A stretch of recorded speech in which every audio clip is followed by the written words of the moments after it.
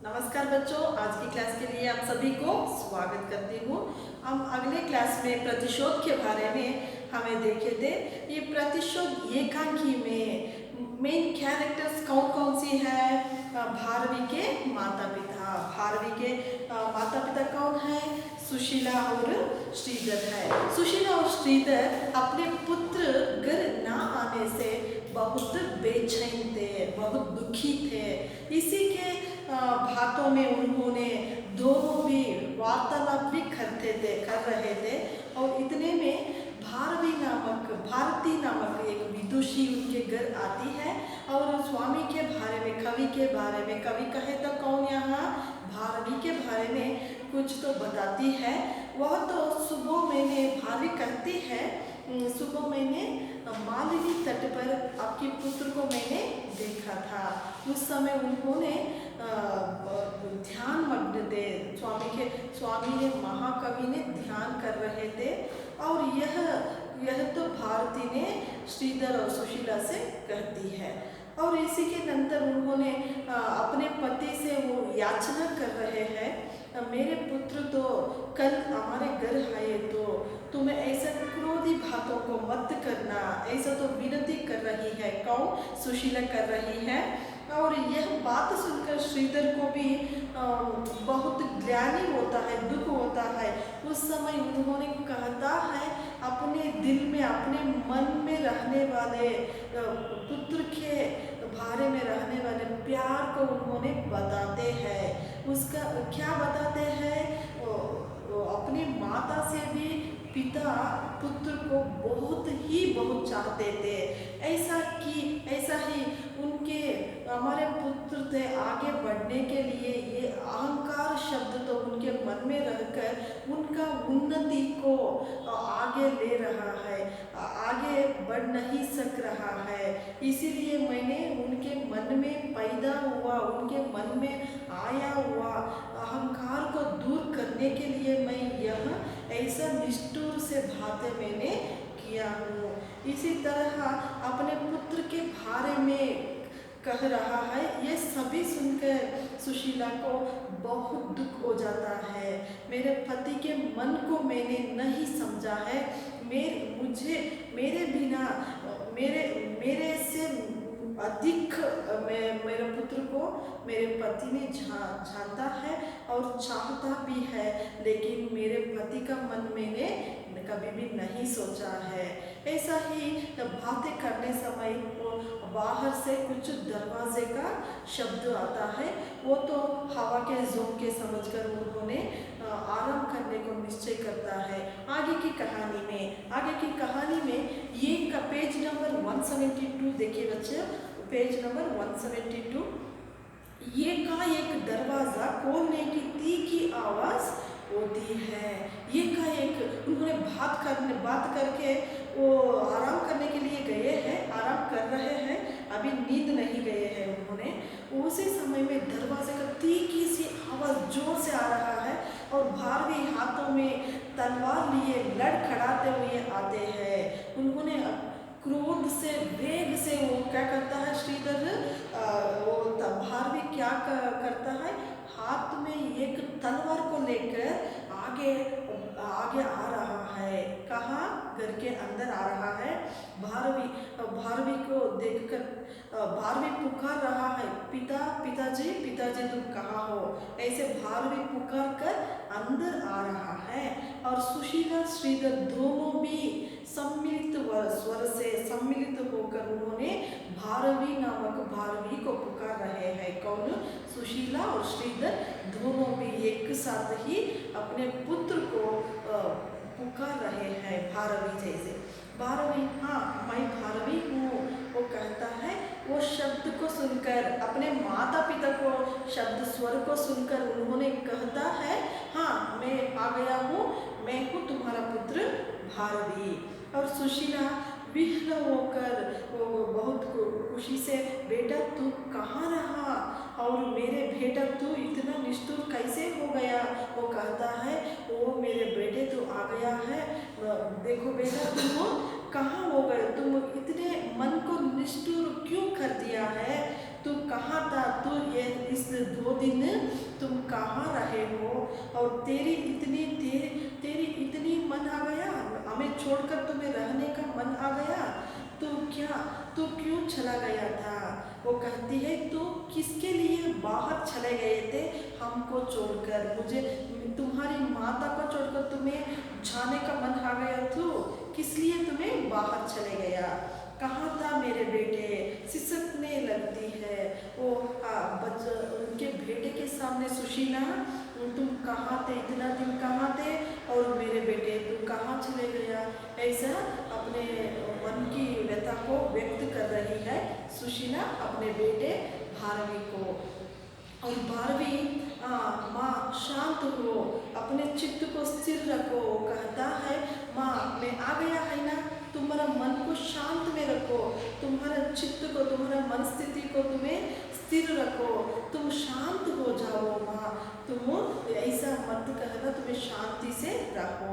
सुशीला कहती है मेरे पिता भी कहते हैं, वो कहते हैं तेरे पिता भी इस शब्दों को कह रहा है, तुम शांत हो, तुम चित्त हो, तुम शांत हो, तुम चित्त हो, तुम भी ऐसा मुझे कह रहे हो, अपने चित्त को स्थिर रखो, तुम भी इस वाक्य को मुझे बता रहे हो बेटे, तू भी यही कहता हो, तुम्हें भी तुम्हारा पिताजी तरह मुझे इस वाक्य को कह रहे हो, मैं कहाँ ले जाऊँ अपने चित्त को, मेरे मन से मेरे चित्त को कहाँ बेच डालूँ।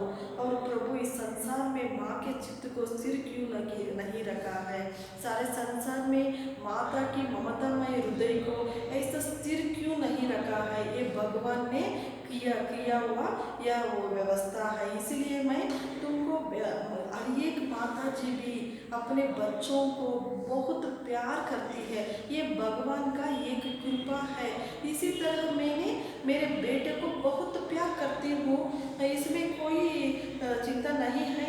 भारवी कहता है माँ मैं यह कहता हूँ, माँ मैं क्या कहना चाहता हूँ कि सुशीला कहता है बेटा अब मैं कोई बात नहीं मानूंगी।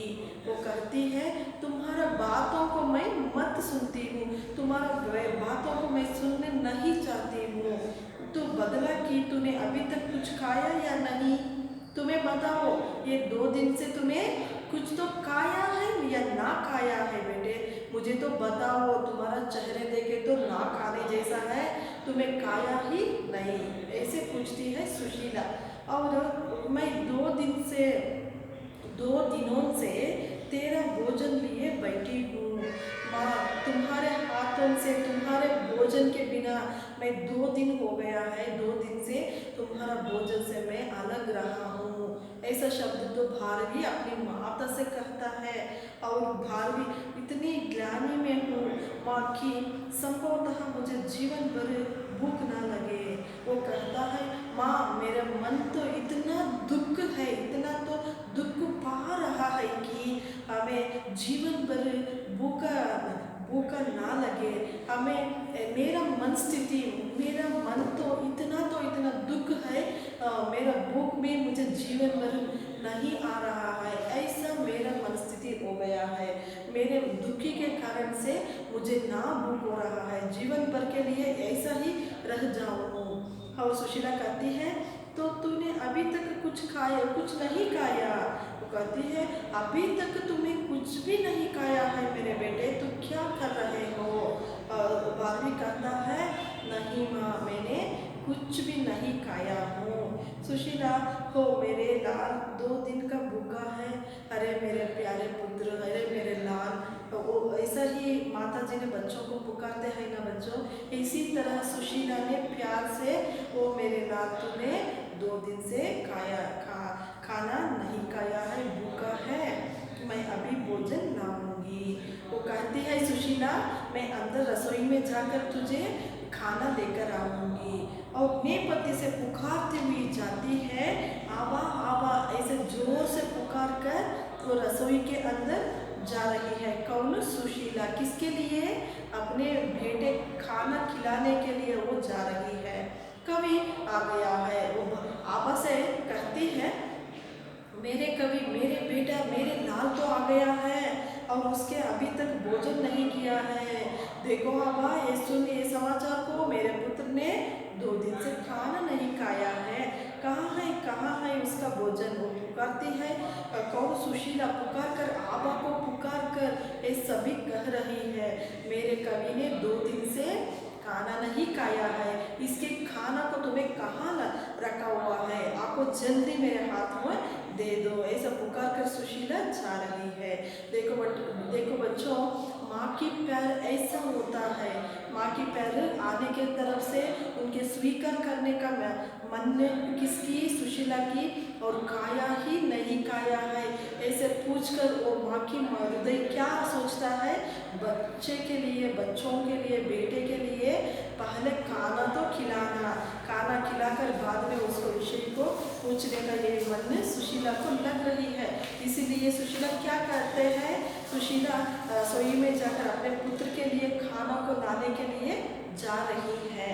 और भारवी, पिता मैं आपका पुत्र होने योग्य नहीं, वो कहता है। बाद में उनके माता जी ने उनके बीच से चले जाती है ना, किसके बीच में, अपने पिता और भारवी के बीच में रहते हैं ना। वो चले जाने के बाद भारवी अपने पिताजी से कहता है, मेरा तुम्हारा पुत्र होने का योग्यता मुझे नहीं है। उसको बहुत दुखी हुआ है, इसीलिए उनका मन में उसके पिताजी को हत्या करने के लिए था ना। इसी एक पूरे विषय को देखकर उनका मन में बहुत दुख हो जाता है। इतने महान पिताजी को मैं ऐसा ही सोच लिया, इस विषय में उन्होंने बहुत दुख था। कौन, भारवी। इस तलवार से मेरा मस्तक काट दीजिए, वो कहता है। उनके हाथ में रहने वाले वो तलवार को दिखाकर, तलवार को अपने पिता के सामने देकर उन्होंने, ये तलवार से मेरे घाट को तुम्हें काट लीजिए। श्रीधर कहता है, ये बातों को सुनो, किस लिए ये बात कह रहा है। इस सोच में भारवी ने कहा ना, भारवी तुम्हारा पुत्र रहने के लिए योग्यता मुझे नहीं है, और बाद में वो क्या कहता है, तलवार से मेरे सिर तो काट लो। ऐसा विषय को सुनकर श्रीधर को क्यों ऐसा कह रहा है, ऐसे वत्स तुम्हारे मुख में ये शब्द शोभा नहीं देते हैं। वो कहता है, तुम्हारे मुंह से ये बात मत कहनी चाहिए, तू एक महान कवि है, इसीलिए एक कवियों के मुंह में ऐसा मारने का, ऐसा मार डालने का, ऐसा शब्दों को तुम्हें मत कहना चाहिए। और अपनी मर्यादा सुरक्षित रखो, तुम्हारा मर्यादा को तुम्हें रक्षा करो। तुम्हारा समाज में कौन सी मर्यादा है, वो मर्यादा को तुम्हें रक्षा करो बस। बाद में मैं फिर कहता हूँ कि तुम मूर्ख हो, विकल बुद्धि हो। वो कहता है फिर भी तुम एक सचमुच एक मूर्ख हो और विकल बुद्धिहीन हो। ऐसे अभी एक बार पिताजी ने, श्रीधर ने अपने पुत्र को कह रहा है।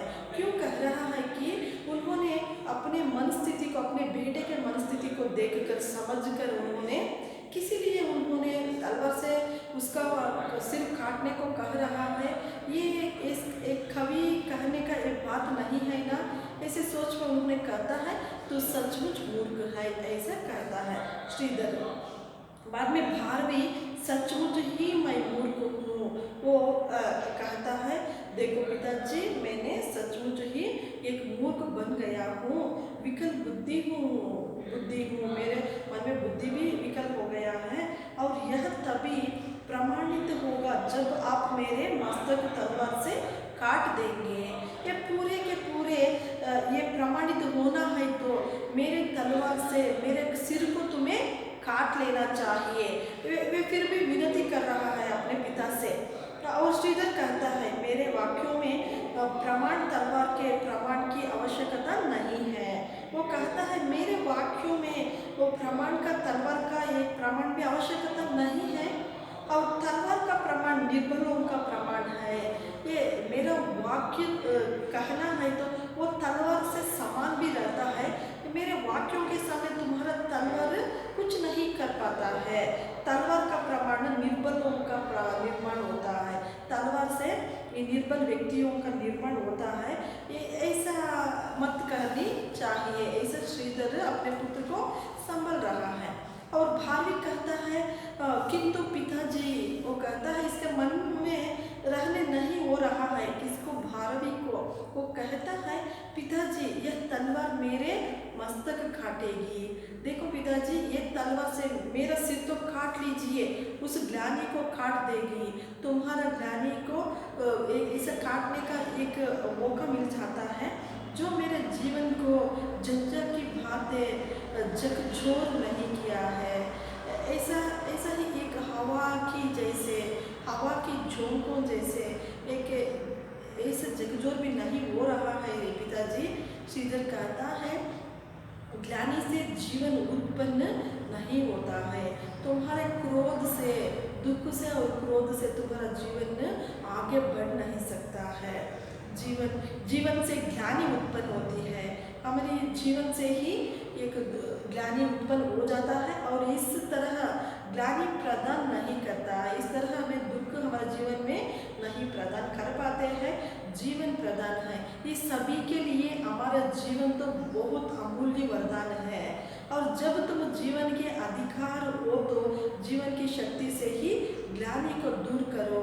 तुम कब ऐसे जीवन मेरा जीवन का एक अधिकार को तुम पा लेते हो, अपने जीवन की शक्ति से तुम्हें ऐसे दुखों को दूर कर जाते हो, और तलवार की अपेक्षा क्यों करते हो, तुम्हें बार बार तलवार से अपेक्षा क्यों कर रहे हो बेटे, तुम्हारा जीवन का अधिकार तो तुम्हारा हाथों में रखो, और ऐसे दुखों को तुम्हारे जीवन से दूर करो। और हाँ, तुम तो महाकवि हो, कहता है तुम तो महाकवि है, तुम्हारे हाथों में लेखनी चाहिए, पिताजी कह रहा है तुम तो महाकवि है, लेकिन तुम्हारा हाथ में लेखनी से शास्त्रार्थों को लिखना है, काव्यों को रचना करना है, ऐसे तलवारों को तुम्हें मत लेनी चाहिए। और तलवार नहीं, ये तलवार कैसी, तुम्हारा हाथ में ये लेखनी रहना है ना, ये तलवार कैसे आया, क्यों ऐसा तलवार को लेकर तुम्हें क्यों आया। ऐसा ही पिताजी ने, श्रीधर ने अपने पुत्र को जीवन की मूल्यों को बता रहे हैं। उन्होंने अंत में पूछता है कि तुम्हारे हाथ में एक कवि का शोभा है, तो लेखनी मीन्स पेन को पकड़कर, लेखनी को पकड़कर तुम्हें काव्यों को रचना करना चाहिए और शास्त्रों को लिखना चाहिए, लेकिन ये दोनों भी नहीं करते हैं। तुम्हारा हाथ में ये तलवार शोभा भी नहीं देते हैं, किसके लिए ये तलवार को तुम्हें रखा है, ऐसे श्रीधर अपने पुत्र से पूछ रहा है। और भारवी, पिता मैं महाकवि नहीं हूँ, वो कहता है पिताजी मैं तो महाकवि नहीं हूँ, मैं तुम्हारे बेटे भारवी महाकवि नहीं है, तभी तो हाथों में लेखनी नहीं है। किस समय में, कब तो तुम्हारा पुत्र के हाथों में, तुम्हारा कवि महाकवि के हाथों में लेखनी नहीं है, तलवार है, जीवन का स्वामी नहीं है। कब एक महाकवि ने अपनी लेखनी को छोड़कर तब वो तलवार का आसर पड़ता है, तलवार की ओर जाता है, वो जीवन का स्वामी नहीं बनता है, उनके जीवन में वो महास्वामी नहीं बनता है। और तभी तो ज्ञानी का मुझ पर अधिकार है, तभी तो मेरे लिए क्रोध को, दुख को मुझ पर अधिकार रहता है। वो सही रहने वाले लोगों को, एक महाकवि, एक संत रहे तो उसका मन में वो कभी भी अच्छाई के बारे में सोचना तो है, लेकिन मेरे मन में तो ऐसे नहीं है, दुख भरी है, क्रोध से है, ये मैं कैसे महाकवि बन सकता हूँ। ऐसे तो श्रीधर ने अपने पिता से कह रहा है। और श्रीधर ग्लानि काला बादल है, वो कहता है दुख और द्वेष है ना, वो दोनों एक काला बादल जैसा है। आसमान में रहने वाले एक काला बादल एक ग्लानि शब्द है, बस जो जीवन के चंद्र को मिटा नहीं सकता। हमारे जीवन का एक चंद्रमा को किसी ने भी आकर मिटाने को नहीं होता है, कुछ क्षणों के लिए उसके प्रकाश को रोक ही सकता है। वो कहता है कुछ समय के लिए, कुछ अवकाशों के लिए वो चंद्रमा को मिट सकता है, लेकिन चंद्रमा के प्रकाश को बादल, काले बादल क्या भी नहीं कर पाता है। ऐसा ही तुम एक महान कवि हो। तुम्हारे यह मन स्थिति कुछ समय, कुछ दिनों के लिए तुम्हारे यह ज्ञान की शक्ति में काला बादल आ गया है। और कुछ दिनों के, कुछ क्षणों के बाद, वो काला बादल जाने के बाद तुम्हारे मन की चंद्रमा प्रकाश देने लगती है और उत्साह के प्रवाह से बादल को हटा दो। ये कहता है तुम्हारे मन में, तुम्हारा मन जैसा मन में चंद्रमा है, और चंद्रमा को काला बादल आकर आवृत कर लिया है। इसीलिए तुम्हारा मन को उत्साह से वो काला बादल को हटा दो। इसी का अर्थ है तुम्हारे मन में कुछ षड्यंत्र, तो कुछ बातों ने आकर घेर लिया है, तुम्हारे ज्ञान को घेर लिया है। कौन सी काला बादल? ऐसा अहंकार का एक काला बादल आकर उनको मनस्थिति को वो रोक रहा है। वो काला बादल जैसा बनकर उनको प्रकाश को रोका हुआ है। लेकिन वो अहंकार को तुम्हें दूर कर जाओ। ये वाक्य का अर्थ इस प्रकार आता है बच्चों। इसी का अर्थ उन्होंने, उनके पिता कहता है ऐसे अहंकार ज्ञान को, अहंकार का इस मन को तुम्हें दूर करना चाहिए। और 12वीं, वह रक्त के प्रवाह से ही हटेगा पिताजी। वो कहता है वे काला बादल तो मेरे उत्साह से नहीं जाता है, लेकिन मेरे रक्त से वो हटेगा। मेरे रक्त से वो काला बादल वो रास्ता छोड़ जाता है, और वह रक्त मेरे मस्तक का होगा। वो किसी का रक्त नहीं चाहिए पिताजी, मेरे मस्तक को काट दो तुम्हें, मेरे सिर को काट कर वो सिर के आने से रक्त से, तलवार से मेरा रास्ता टूट जाती है। और श्रीधर कहता है मस्तक में सहस्त्र दल है वत्स, जिसमें ब्रह्म का निवास होता है। वो कहता है हमारे मस्तक में एक ब्रह्म का निवास रहता है। हर एक लोगों के मस्तक में कौन निवास कर रहा है?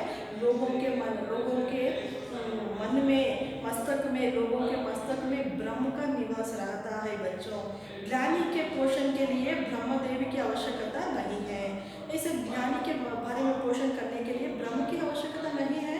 मैंने तुम्हारे दोष दिखाए तो उन्हें स्वीकार करना चाहिए था। मैंने तो मेरे पिताजी की तरफ से तुम्हारा दोष को मैंने बताया है, और तुम्हारा दोष को मैंने दिखाया है, और उन्हें स्वीकार करना। मैं क्या तुम्हें दिखाया है, तुम्हें मुझे स्वीकार करो, उसको क्या करना सोचो। यह नहीं कि ज्ञानी से 2 दिन घर आने का नाम भी ना लो। ऐसा मत सोचो। ऐसा क्रोध से, ऐसा दुख से, तुम्हें दुख होकर घर से तुम्हें ना जाने से हम सभी का हालत क्या होता है। और अब आधी रात में तुम आए हो। देखो आज भी तुम्हें आधी रात में घर आया हो, और तुम्हारे हाथ में यह तलवार है।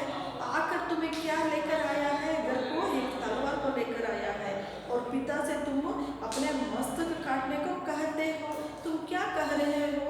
आधा रात को भी आया है, साथ में एक तलवार भी लाया है, तलवार से और मेरा हाथों से तुम्हारा सिर को काटने को कह रहे हो। मूर्ख पुत्र, मेरे हृदय में पिता की भावना आज तुमसे वांछित हो रहा है। तुम एक सचमुच मूर्ख पुत्र बन गए हैं, और मेरे हृदय में वो कहता है श्रीधर, मेरे हृदय की तरफ से भावना आज तुम्हारे वांछित हो रहा है। तुम्हें लिए मेरा मन को इच्छा हो रहा है। कौन सी इच्छा? मेरे पुत्र की इच्छा हो रहा है। वो श्रीधर कहता है देखो तुम्हारा ऐसा अहंकार के मन को मैंने समझकर वो उससे दूर करने के लिए मैंने तुम्हें समझाया है। इसके तुम्हें स्वीकार करो। स्वीकार करके उसको क्या करना चाहिए, उसी के बदले में तुम्हें उसका उत्तर को ढूंढो। नहीं तो ऐसा आधा रात तुम्हें आकर ऐसा हाथ में तलवार लेकर वो तलवार से मेरा हाथों से तुम्हारा सिर काटना, ये कैसा है? सचमुच तुम्हें बहुत बड़ा मूर्ख हो गया है।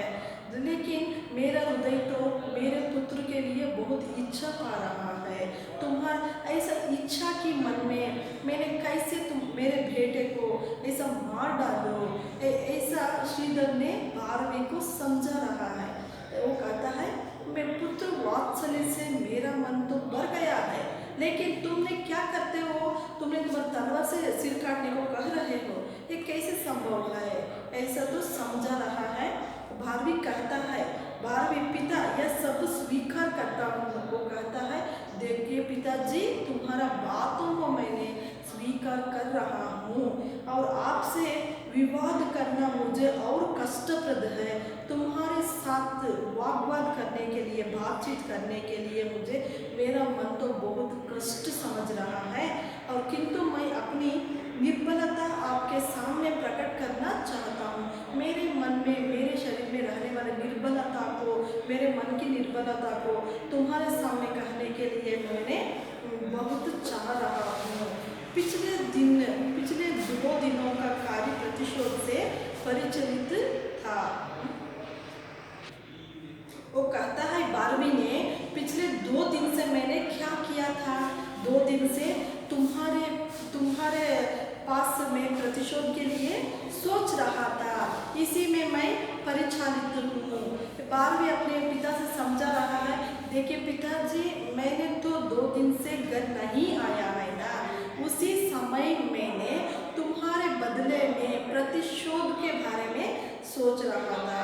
ऐसा प्रतिशोध के कार्य के बारे में वो बताना चाहता है, लेकिन पिताजी के पितृवात्सल्य को देखकर कौन 12वीं से रहने नहीं हुआ है।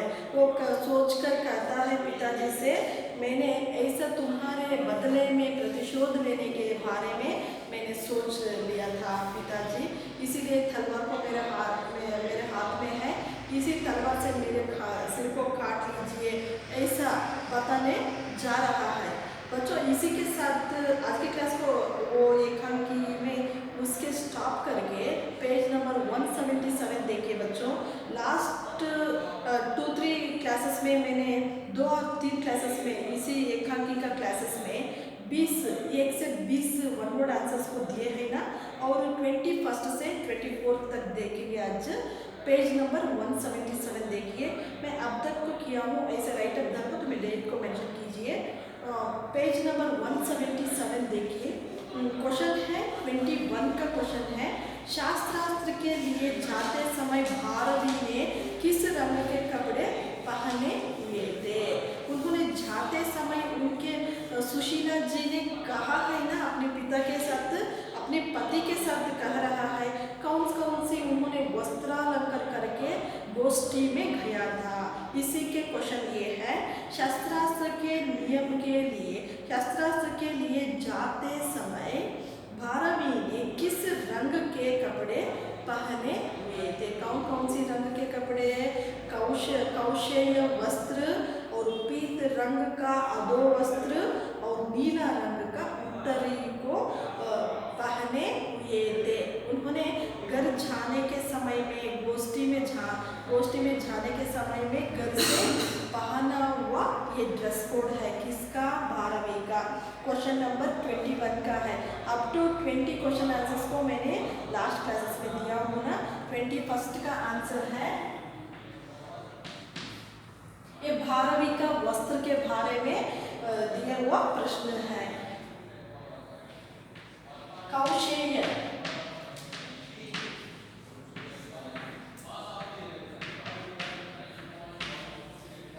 वस्त्र और पीत रंग का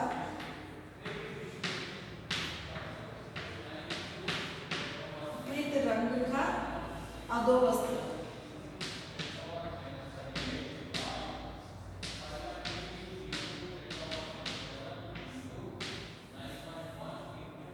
और नीला रंग का उत्तरीय।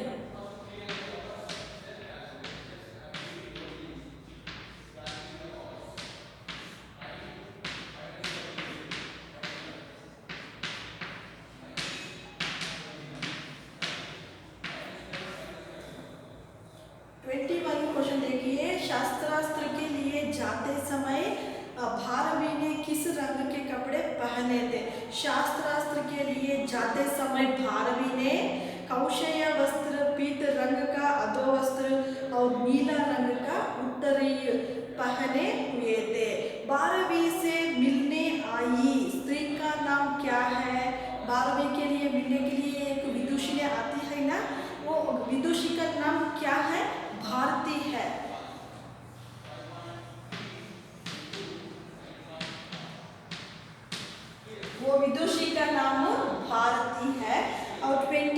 क्वेश्चन देखिए बच्चों, वसंत ऋतु में किसके स्वर से सभी परिचित है? ये भारती और सुशीला श्रीधर के बीच में वार्तालाप करते समय ये सेंटेंस आता है ना, वो तब भारती कवि के बारे में कहती है। क्या कहती है? और वसंत ऋतु में किसके स्वर से सभी परिचित है? कोकिला के स्वर से। 23 का आंसर है कोकिल का स्वर।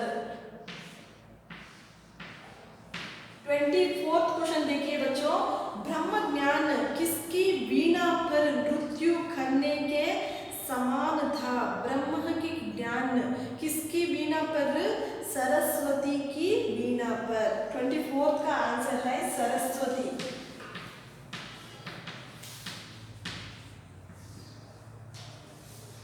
सरस्वती की वीणा पर। और 25th क्वेश्चन देखिए, 25th पेज नंबर 178 में है। 178 पेज नंबर में देखिए, भारती ने भारवी को कहाँ देखा था? उन्होंने कहाँ देखा था? एक मालिनी तट पर, मालिनी नदी के तट पर। 25th का आंसर है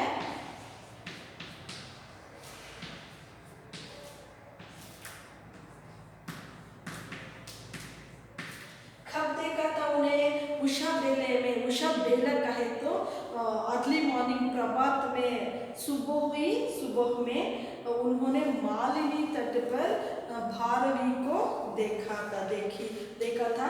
और 21st क्वेश्चन देखिए, शास्त्रास्त्र के लिए जाते समय भारवी ने किस रंग का कपड़े पहने थे?